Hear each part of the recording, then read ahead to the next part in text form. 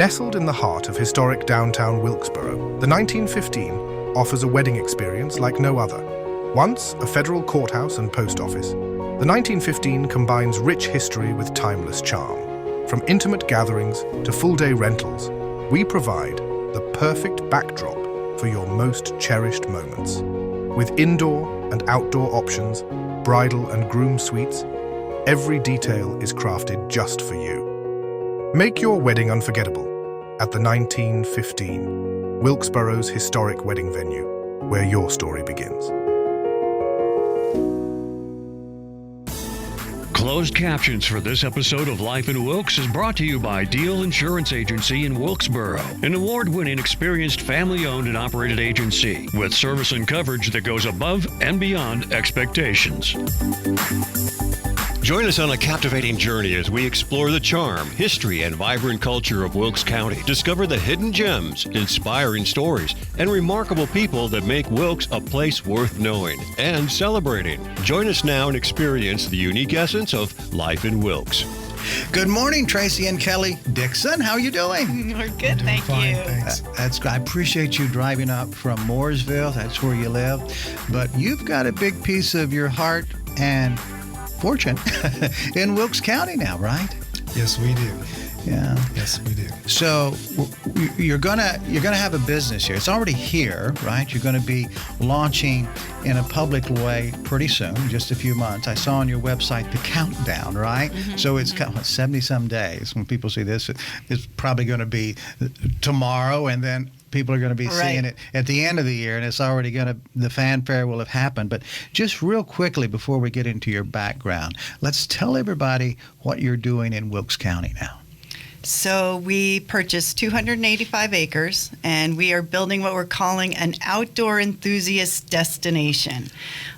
So it is, we think of it as like you come into the property and you will come to enjoy different activities. And some of those might be in the clay shooting range. So we'll have sporting clays, skeet and trap, 5-stand.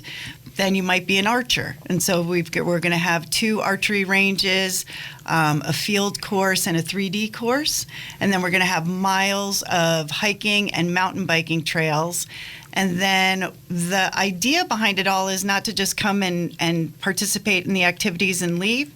It's more to come and stay and enjoy and socialize. Meet your friends, call your buddies, come and stay and have something to eat and drink afterwards. Because eventually we're going to start with a welcome building where you check in and out, buy merchandise, those kind of things. Mm-hmm. And then move into a 7,000 square foot pro shop, members club, clubhouse with a nice big outdoor patio attached to it, and then a corporate event center on the other side of that. And then down the road, more of a private event center for weddings and community events. And then eventually a tiny house village so that our guests that are coming in from outside of the area, they can play and stay. So, wow! Yeah. Wow! When this idea first popped into your heads, were you together? Did one of you have it first, or was this like you're drinking the same coffee and you're like, "Hey, what if we?" Who said that first? So it goes back quite a ways. When Kelly and I first met and started dating, she had really never been into shotgun sports at all. And I had been doing it on the side and got her into shotgun sports, and we did for quite a while. Went up and down the coast of California, neighboring states, shooting competitively, and had decided at one point back then this would be a good idea to do our own place. But back then it was more just a shooting, sporting clays area and things like that. How many years ago was that? It was about 30. All right, so 30 years ago, the concept, it was an embryo, the right? The seed got planted. That's right. You're like, this is good. One day we'll do our own thing. Yeah, wouldn't this be fun? Okay. Yeah. All right. Don't ever say those words. So, oh man. So with love comes a shooting range. Eventually, yes. Yeah. No. Here and over the last 5 years, we've gotten deeper into it and have become NSCA certified instructors, and we go all over the place. We take people all over the country and events. And there's just been a big push from a lot of the people around us, and the idea popped back up. Right. And started to grow, and to the point where, well, it's fun to go and go to all these other places, but why don't we just, for once, let's just set this thing up and go do our own. So for the last 2.5 years, we've been looking for property and have finally found a place to call home. Oh, wow. Well, we're gonna pick up on that in a few minutes, but let's first talk about both of you and where you come from. I mean, why don't you start with your birth home of California, and what was life like for you out there and growing up? Oh, I wasn't born in San Diego, but you might as well say I was, because we moved there when I was about a year. Okay. So for my entire first 35 years of my life, I was in San Diego, and it couldn't have been any better. I mean, I grew up on Sunset Cliffs. I pretty much surfed every day I could. Right. Played sports, football, baseball, everything you could do when you're at that age, moving up into high school and things like that. So you had that outdoor experience, different than what you would get older to experience, but you still were in nature. Yeah, and coming from Southern California, my father and most of my family at that point were all hunters. Okay. And back then it was bird hunting. So every year we'd go dove hunting, we'd go pheasant, and we'd go quail. And I had an uncle who was one of the leading dog trainers in the Southwest. So we would go down there, and I had the opportunity to work with him when he was working his dogs. So I got to start shooting at an early age. So I started shooting shotguns at about 10. So you were being submerged into the sporting side of hunting, right? You were and shooting. It was not, you weren't doing it to survive. You were doing it because of the skill set and the enjoyment that your family had. Oh yeah, Right. No, it was a lot of fun. I mean, yeah, and it was a family enjoyment situation, to the point where we had a lot of friends that next thing you know, the groups just kept getting bigger and bigger and bigger. Right. So yeah, it was a blast. When did you find North Carolina? 2002. 2002. Yes. Okay. So when you found North Carolina, you didn't have the hunting club mindset at that time. We'll get to how you went from there to here, but what brought you to North Carolina? Racing. Okay. All right. Yeah. So in the racing world and being in the Carolinas, you certainly are going to be with a lot of people who love guns and love to shoot and love to hunt. And was that something that you found commonality and gave you even more reason to be glad you're here? Coming back to North Carolina was a change, and I'm going to say for me for sure, being on the West Coast. But the cool thing about it is, and I've said this from day one, is that it actually has seasons. It's kind of nice to have something that has seasons. They're short, but we have them. Well, we're not as short as California. Right, So. Of course. But the racing, when you're involved in professional sports or in NASCAR itself, there's not a lot of room for a lot of other things. So the hunting and things like that kind of went away. And any opportunity that we could, once our children got older and we could teach them how to shoot, we started doing that. We started shooting a little bit.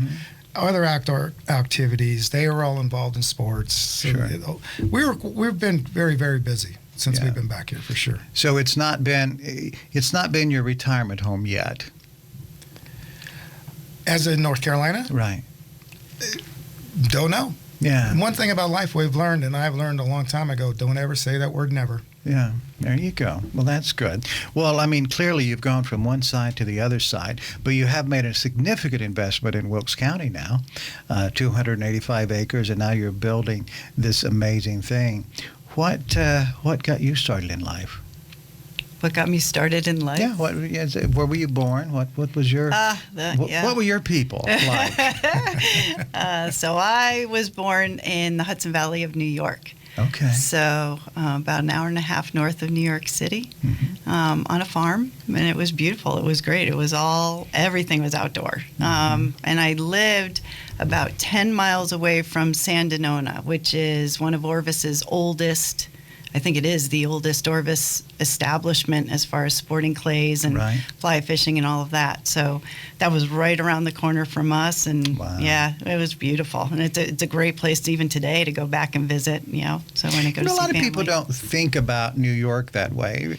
People, even the West Coast, people have different preconceived notions, but there is a normal life there. But when you talk about New York, people think of New York City, but that's only a small piece of the state of New That's York. right. The northern part, it's not a lot different than here, is it? No, it's very similar, which is great. Yeah, So does it feel like home to you here? it does. Yeah. Yep, it's very welcoming. That's one of the main reasons that North Wilkesboro was such a good fit for us. It was the most welcoming group of people when we brought the idea to the table. Right. That it was not, hey, we like the project. It's like, we like all of it. We like what you guys are bringing to the table. We like the project. We support it. And in all honesty, it aligns with our outdoor environmental, EDC goals. Right. Which was great. It was great. It was, like Tracy said, we've been at this for two and a half years, just trying to find the right piece of property. The business plan has been in place. The idea has been there. Everything else, it was just, now we need a home. Had you looked at a lot of other We have. places around the South? A lot. Yeah. Yep. But finally, it was, square peg in the round hole, square peg in the round hole, for whatever that reason would be. We got here, and it was easy. It was Right. good. It was welcoming. It was all of it. It was great. And it's genuine, too. Absolutely.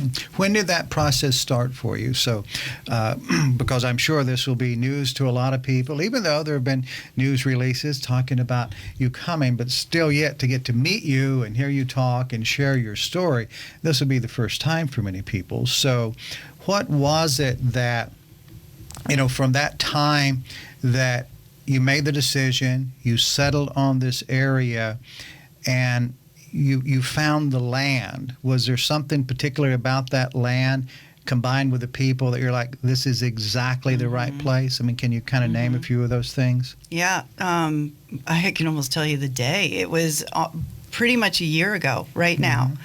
I was told to come up and talk to, we were working in another county, and again, it was not easy. It was just not happening the way that it felt right. So I made an appointment to come and meet with Wilkes County, and WC looked right at me and he said, you need to go meet Leanne Nixon. Oh, she sure. can really help you out. I think she can give you some good ideas. And a couple of days later, I got a hold of her, and she said, why don't you come to the office and let's sit down and talk. So I got there, she and Robin, and we were talking, and we ended up just having some conversations about different pieces of property and things. What is your obstacle right now? And I said, it's finding land. It literally is finding land. And she said, well, I think we might have an option for you to take a look at. So we went and toured it, and it ticked a lot of boxes. And then we went and saw one more that was still in the county, but it wasn't in North Wilkesboro. It was in the county itself. And it was beautiful, but it was too rugged. It'd have been too much, no infrastructure. So we went back again to this piece, and again and again. And then Holly made everything so easy as far as, hey, the town will open the doors for you if you want to go. So we'd call her and say, hey, can we just come up again and take another look? And so we ended up just doing that 3 or 4 times, and it was just like, this is enough. We've seen it. This is it. Was there that moment when just the two of you were there walking the land, talking it over and just saying, I mean, did you make that decision on the property itself?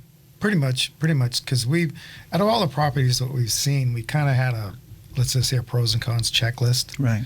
And everything was 50, 60, 70%. Yeah, yay, no, that kind of thing. And we sat there that one afternoon and said, no, we're about 90% of what we're looking for is in this piece of property. And in everything, the surroundings around it, the town, the proximity to everything started to make sense. And so, the other part of it is one thing about this piece of property, you can be working all day long. You get up in that, and it takes 30 seconds, and you take a big deep breath, and it's everything else, nothing else exists. Wow. It's just got that kind of feeling to where you don't want to leave. You really don't. You just want to just hang and just watch and listen and just have everything just kind of soak in as to how beautiful this piece of property is.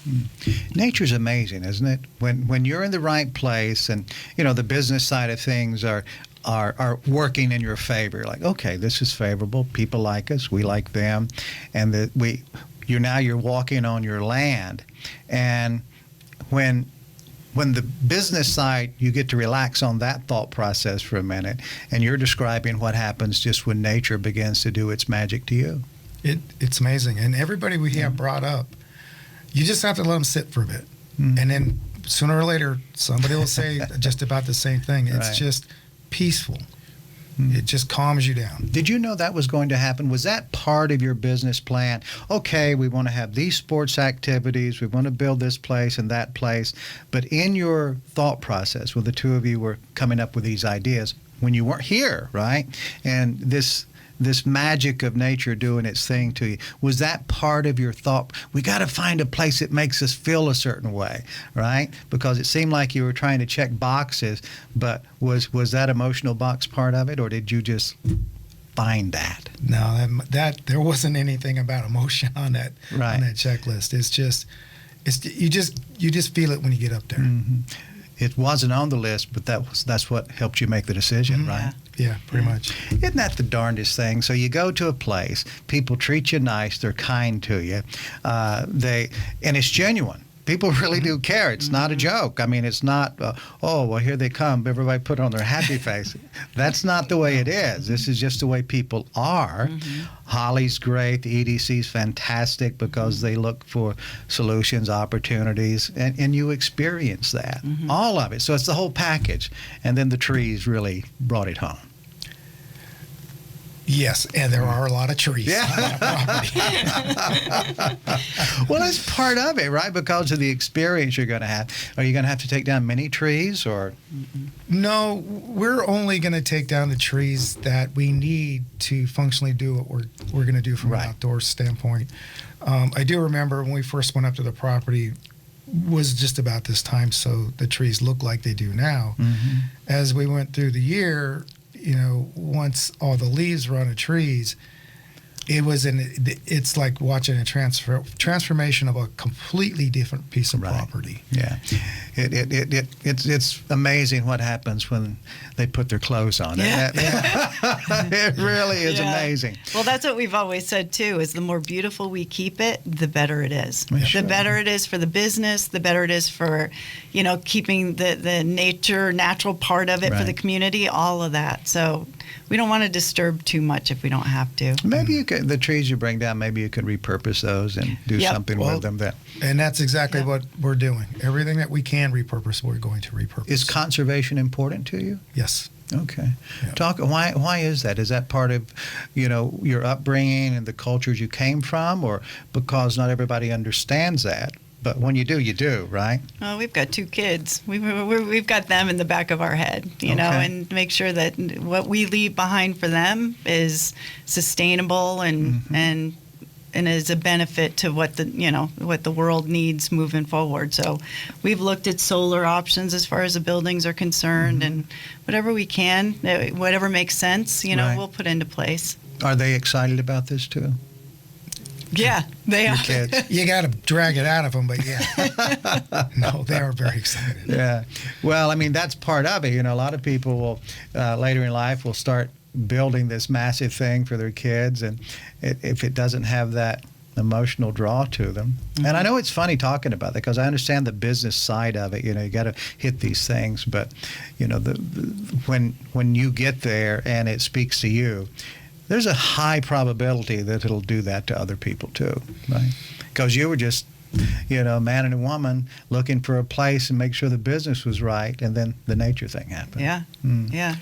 When you travel the country, and you're taking people on these trips to have this adventure. Have you been to places similar to what you're building here, or is this the utopia? No, I think it's we are trying to take the best of the best that we've seen from everywhere we're going and bring it into one place. Mm-hmm. So it truly doesn't exist yet, but in one way it does. In little bits and pieces it does. We are not looking to be hoity-toity resort-ish kind of a facility at all.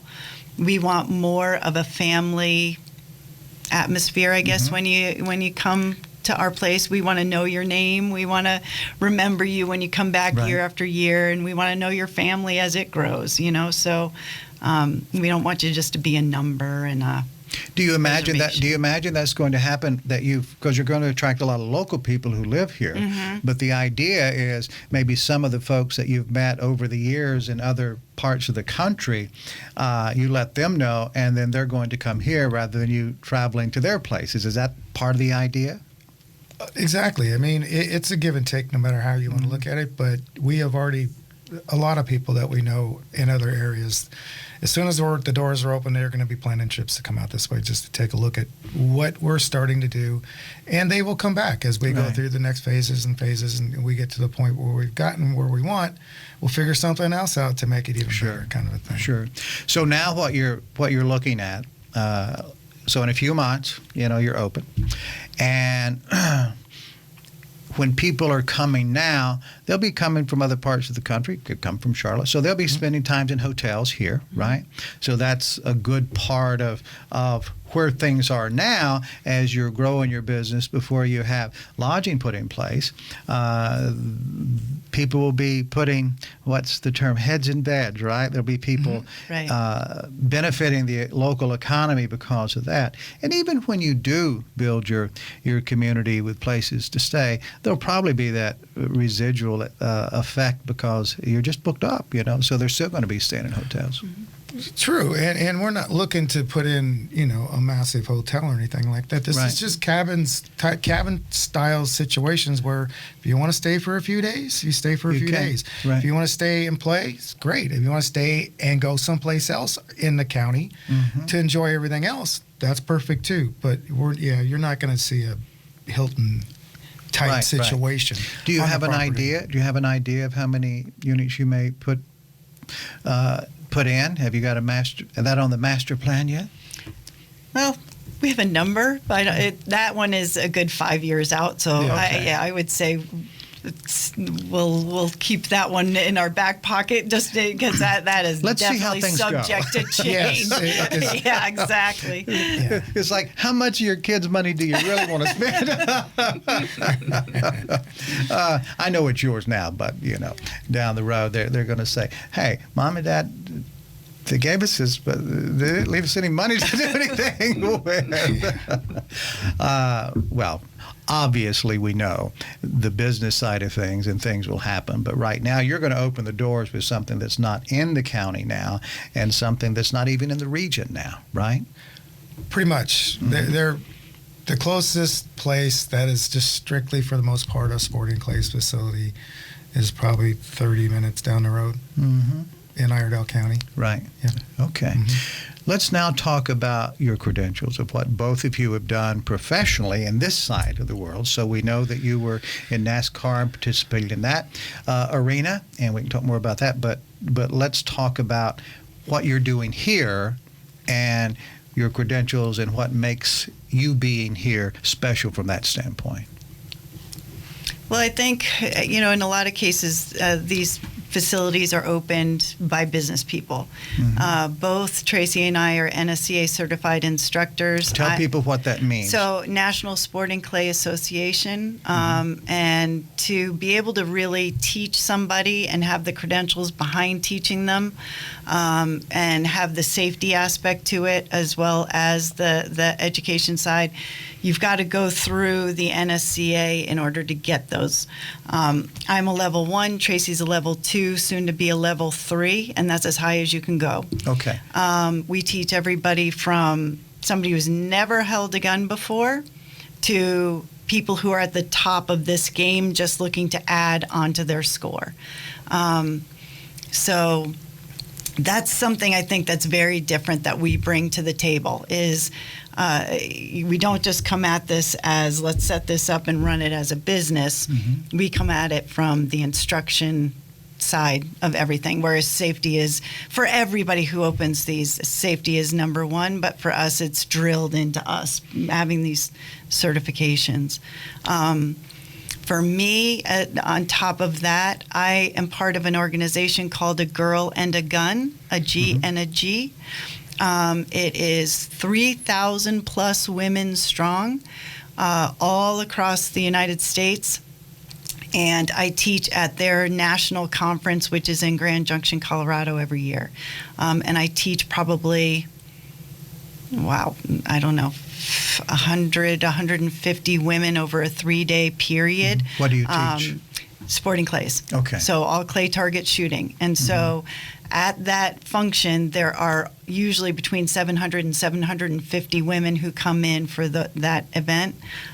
So that's something that I'm pretty proud of. And, how long have you done that? 3 years now. Okay. Yep. All right. So that's an industry credential in a certain demographic. So women in the sport, has it always been big, or is that a growing sector? It's been big, but it's definitely growing. I think honestly the sport as a whole has grown a lot since COVID. Right. You know, everybody wanted to get outside and we're 6 feet apart, so it met the criteria. People, either they couldn't get on golf courses, right, because they were busy as well. Right.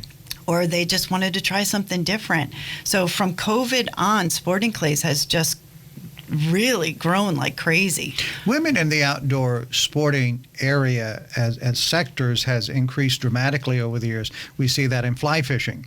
So the largest, I was talking to friends at Orvis, I said, well, where's your biggest growth now? Women in the sport, Yeah. you know, fly fishing. We have a lot of women fly fishers and fishermen or woman in Wilkes County. So what's the right way to say that? I'm not sure. But anyway, ladies, in that sector is definitely growing. Yeah. So does that play into your business model here? Oh, absolutely. Yep. Okay. Yep. See, the certification that I have, I'm only one of maybe 45 women in the entire country that has it. Wow. So I think it gives us a little bit of a leg up because I speak woman, you know, so I can teach a woman how to shoot very differently than any man can, because we learn differently, we hear differently, we approach things differently. I get that. So that's been women and youth has been a really big part of our business for the last 5 years. Yeah. So, you speak woman, you speak man. So, but do you? How does that work? I mean, I guess whoever's the student is, they pick the class or the instructor that they want, right? So let's talk now about your background in that side and your credentials and kind of how that happened and what that brings to the table as far as this experience people can have now. So my entire life has been pretty much wrapped around something that's been in a competitive level, especially at a high level in racing for about 40 years. But during that time when I was, let's go back to the late 80s, early 90s, in that area is where sporting clays pretty much started to come over to the United States. When I wasn't racing, I was shooting. I was shooting competitively at that time. And it's just something that flips my switch. You get to be outside, and I look at it as, you know, when you're racing, you've got, let's say NASCAR as a whole, you have 40 guys running around a track, and the only one's going to win, that kind of thing. But when you're outside in a sporting clays course, and even when you're competing, you're not competing against anybody but yourself in the course. So if you can tune all the rest of that out, then the enjoyment factor goes way up. So you take some of that experience and you go over years and years and years. Right. And when we decided to do to go the route of getting certified, it just felt natural. And to me, it's all about giving back. You know, Talk about that. Well, it's when you've been in racing your entire life, it's one of those situations where it's kind of weird, but to me it feels like we take. You know, because the other way we work is off of somebody else's money. And that drives what we do, which ultimately the sponsorship, it all works itself out. But there's not a lot of give back. Now, maybe the drivers and all there, but guys that on the backside of it, after I stopped racing competitively, the guys on the backside, there's not a lot to give it back. Right. Well, in this industry and this whole outdoor activity, that's pretty much what we're doing, is giving it back, teaching somebody how to grow in something that they probably never thought they'd ever do, and giving them a path to go on to something else. Like, for years, schools and colleges and things like that, they might have had a club team, they might have done this or done that.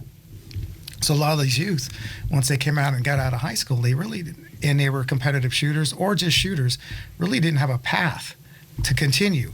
Now, a fair amount of all the D1 schools either have a shooting team that is a scholarship situation, or it is a club situation. And now they're all shooting competitively around the country. The SCTP is a huge deal between high schools and things like that. Sure. When you're talking youth, and it's the Scholastic Clay Target Program. So it's given these kids an avenue to get outside and do something. And what I've learned by doing this is that everybody that I work with, for the most part, but the kids especially, they're so respectful. It's kind of scares you how respectful that they are, considering some of the things, in life experience, some other kids don't have the opportunity, or maybe and I'm going to use the term, they've got their hands locked on a keyboard and they're looking at a screen, so they don't get to experience anything outside. And it's a whole different type of world. And I'd love to drag as many of those kids out, even adults, out of that realm and put them out here. And once you do that, then you pretty much get them hooked. They're hooked real quick. So that being hooked, let me see if I understand this correctly, and people listening. So what you're saying is, we've got this sport, and this sport that's outside, and this sport, if you allow it to, if you are able to relax a moment and enjoy the moment, be in the moment, right? Then it can do some incredible things for your life. Yes. Yes. Right. I mean, why is that important? Why is it important that we move in that direction? Because you said a lot of people are on their devices, they're on things, and they're so moved emotionally by everything that's here, and they get upset, they're happy, they're sad within seconds of each other because of something that, in all theory, probably is not even real, right? But this thing of moving forward this way with this part of your life, and how it will help other people, it's more than just a business. You do believe that it will make a difference. I truly do. I think we both truly do. I mean, there's a point where, because of technology, I think a big portion of our society has become sedentary. Right. To where they sit around, they don't do anything, they're not outside, when there's a whole big, beautiful world out there. And it doesn't mean that you're going to be, the hot shot shooter of the world, but you can go out there and have fun with your buddies and meet people and start a whole new camaraderie group with other people as you're going. And that's the thing too, is you're meeting all the time. You're meeting somebody new. You can be somebody who doesn't know anybody, come out to a facility, and it'll be promoted at ours, is that if you don't have anybody to shoot with, we'll find somebody for you to shoot with, and I guarantee you're going to leave happy, and you're going to make a friend probably for life. And that's kind of how this all works out. I'll give you a story that sits with me all the time. There was a gal who she booked a lesson for herself, her husband, and her son. She was just coming off of 8 months of chemo, and she was doing really, really well. Never shot before, came out, her son had never shot before, husband long time ago when he was 12. And we went out, we had a brilliant day together. The son was probably, early 20s, late teens kind of age. And he went from just being very solemn and very quiet and very just to himself, to by the end of the day getting lots of high fives from mom and dad, lots of, oh my God, that's amazing. She was incredible. She was thrilled with herself. And she looked right at me. She goes, this is the best thing for an introverted kid to find. And and you could just tell that was probably his world, as he sat somewhere and played Right. games.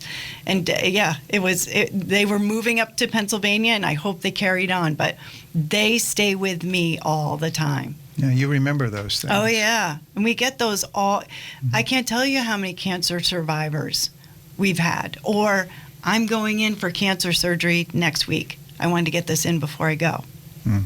Because there's that unknown, right? So Right. So it does fall back to the idea of having that moment of letting the activity but nature do its thing, right? Yeah, it's like Yeah. I said, it's that peacefulness. Right. Wow. So, a lot of people talk about mindfulness now. You see it all over social media, but this is by no means anything new. to be present and to just be there. There was an expression years ago, a long time ago, and you'd read it in books, and you see someone going through a struggle in life, and I'm going to go out and have a talk with myself. I'm going to go out in the woods, and you would read those stories, but I think someone was going through and sharing in those writings what you're sharing right now, right? Yeah, sometimes it's easy to express. It's hard to understand unless you go out and actually just be there. Yeah. What do you hope happens from all this, other than just getting lots of members? And as a question, from the size of your course and what you're building out, how many people will it accommodate? In other words, when you open and your vision for growth, how many people could come in any one day, let's say? If it's funny, like on a golf course, you will see groups of 4, 1, 2, 3. Right. Occasionally, they'll let you out with 5. In sporting clays, realistically, to make it flow right, 4 to 5 is great. You see groups that are larger, they're families. But the cool thing about it is, other than I'm just going to use in golf as an example, is there's not a ranger running around making sure you're all tied in right in a big line like this. Right. If there's a group over here and they're going to be there a bit, you can just get up, move around, go find something else, go to another station and go shoot. So you can keep moving. If it was just straight out groups of 4 on a 14-station course, you can put 56 people out there. Okay. And you just keep going through. Yeah. Keep going through. Where our plans are to have this first initial course and a skeet and trap and in a 5-stand, but then eventually build a second course, so that when we're having events, that we don't close down that course to the public and have the ability to have the other course open for Right. general public and our members and everything else. Right. So you would just double in size to accommodate different situations. Right. And at any one particular time, if you were all going, you'd have both courses going, 110 people-ish, right? Or more. Yeah, or more. Plus right. people who are shooting archery, and plus people who are hiking and mountain biking. So, Right. So, yeah. so talk about the archery for a moment. How was that added to the mix? Do either one of you have archery experience? No. Okay. No, but we know people who. What Okay. Tracy and I have learned is we don't know. You know a guy, right? Yeah, exactly. we know a lot of guys. We do not know it all. So we are enlisting as many professionals as we possibly can. Yeah. So that's Yeah. good for people watching to know that what you bring, your expertise you bring to the table, the management of the project, but there will be a need to build a team, right? Oh yeah. Oh yeah. Yeah. Yep. All right. So we've got archery and ski. Anything else? The mountain mountain biking, biking. and we've already gotten some great partnership advice input from a local Wilkes County group that is Yeah. all about the kids and everything else. And Mark. so Ben, Oh, Ben. yeah. So Ben is gonna be a huge help for us on the mountain biking side. Okay. Yep, and then hiking and just creating those areas where you can just go and sit and relax. When it comes to the biking, because so here's a question, because for the outdoor economy that's in Wilkes now, we have some great biking trails that exist that people come from all over the country to participate. By having your place I would imagine that if people ride at the reservoir and then you have a great trail that challenge them as well, then they would do both, right? Is that the idea? It's the idea. Okay. But the difference is when so let's say they ride at the lake. They say, "Oh, let's go over to the gun range." Then they go over there, and then they do bikes, but they could also do other things that you have to offer. Exactly. And because they're outdoors, but do you imagine that would be the case? There's a lot of crossover. Is there? And I'm sure there's going to be more crossover. It's like anything else. You go someplace and you see, "Well, that looks cool. Well, I want to try that." And that's how it happens. Then they start to move over into other areas. On that side of it, shotgun sports might not be their thing, but they see somebody out there in a 3D archery range, walking through the trees looking for, obviously not real animals, right, and practicing their skills, and then they start learning how to do that. And it could add another situation of an outdoor activity that they hadn't done before. And we have more than one parent that has said, my one child likes to shoot and my other child likes to mountain bike. And now we have to divide and conquer to make both of them happy. They go to when one Hidden Brook is in place, we take our family to your place. I go with my son, but we're at the same location. And my wife goes with my other son, so, yeah. Wow. Tell me what the future looks like. I mean, I know I'm not asking you to tell us exactly, but your vision, your hopes. So here we are in 2025, and as you look down the road, just forecasting what you anticipate and hope will happen over the next few years, and then 5-10 years down the road, what do you envision? I know that's a big ask, but it is. That's one of those things I've learned in life, is that projecting too far out is kind of challenging, because we could end up going in a different direction with what we do, depending on what is at that time works for everybody. Right now, our plan is based on a 5 to 6 year build out, and what we discussed earlier is pretty much where we're at that point. From that standpoint, anything after that, I look at it as an added bonus. Right. And it could be more property. It could be something else. We just don't know. We haven't. Right. But there's the commitment to building here, and you've got that 5-year development program, but you're starting.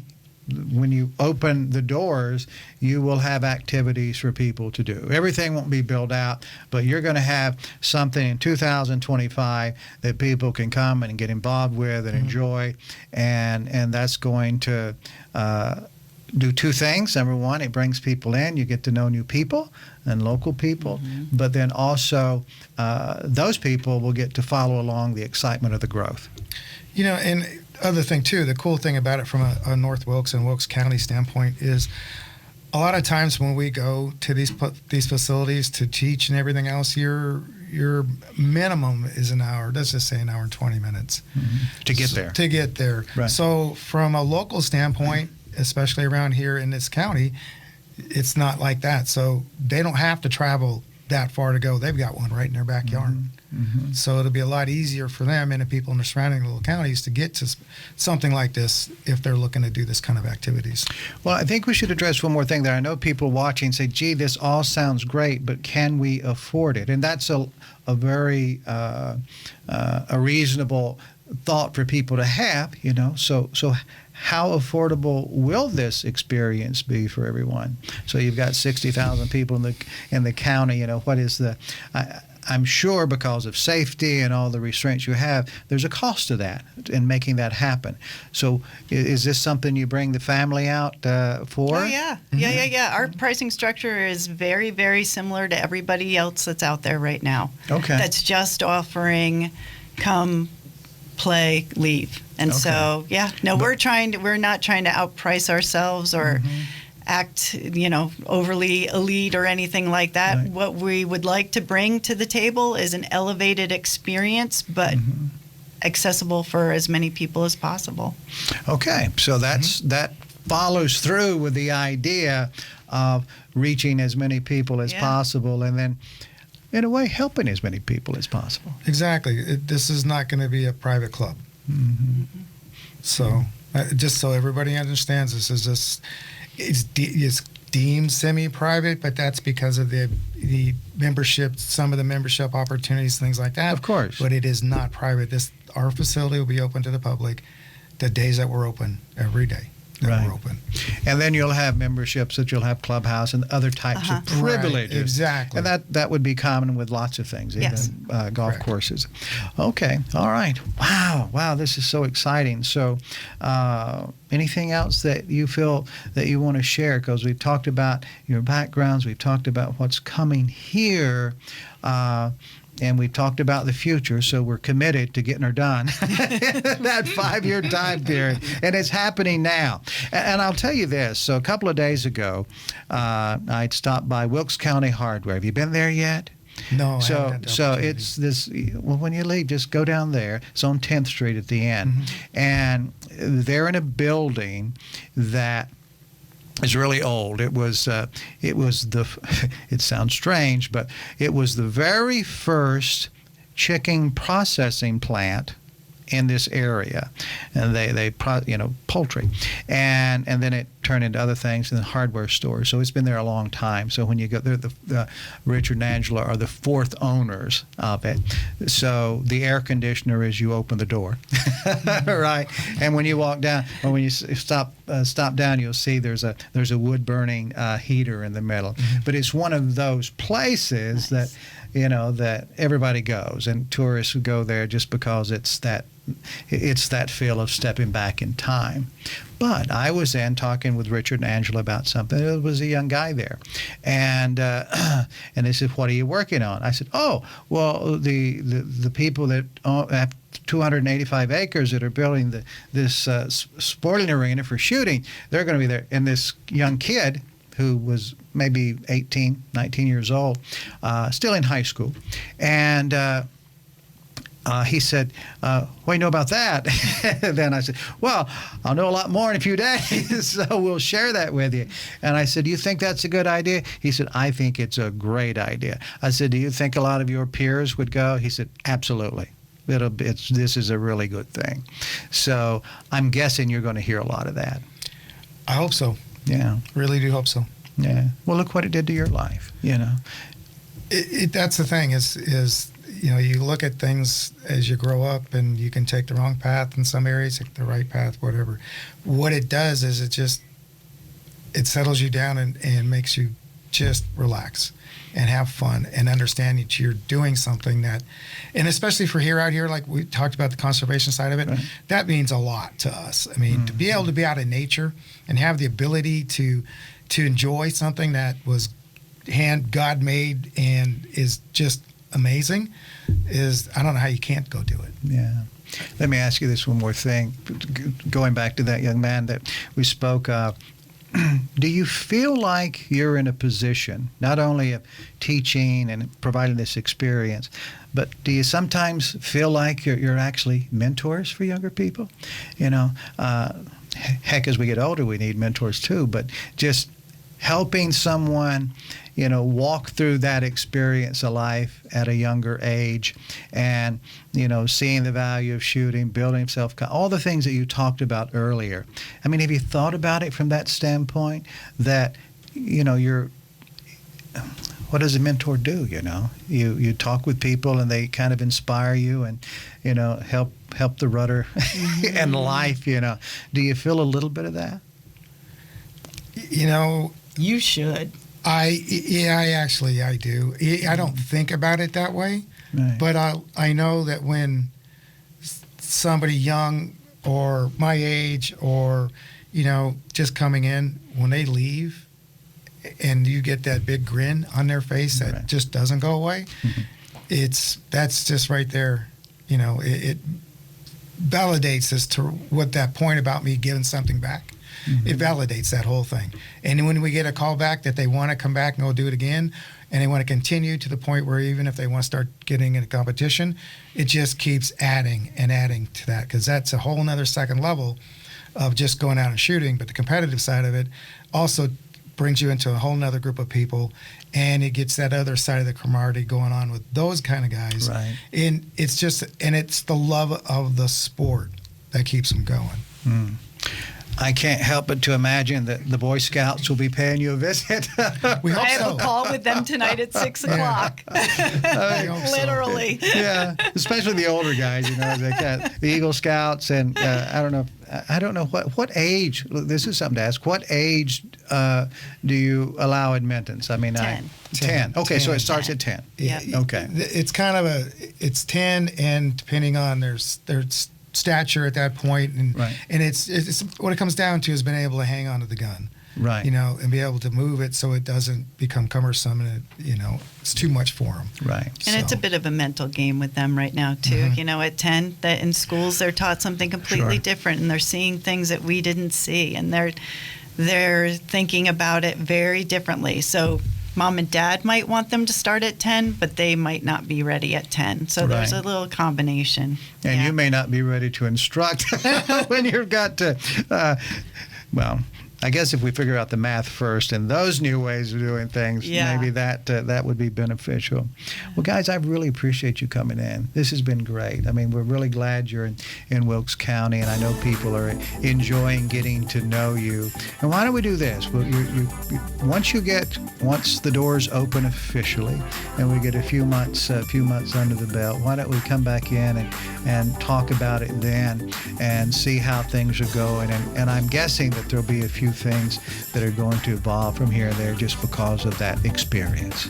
That'd be great. That would be fantastic, and we really appreciate you taking the time to talk with us about this. So it helps spread the word around this area, other than the newspaper and word of mouth. This is fantastic. Yeah. Thank you very much. Well, I really appreciate it. Thanks for sharing your story, guys. Thank you. Thank We'll you. see you soon. All right. Thanks. Thank you for spending time with us on Life in Wilkes. We value you as a viewer and appreciate when you share this show with your friends and family. Be sure to bookmark our channel and join us again on the next episode of Life in Wilkes.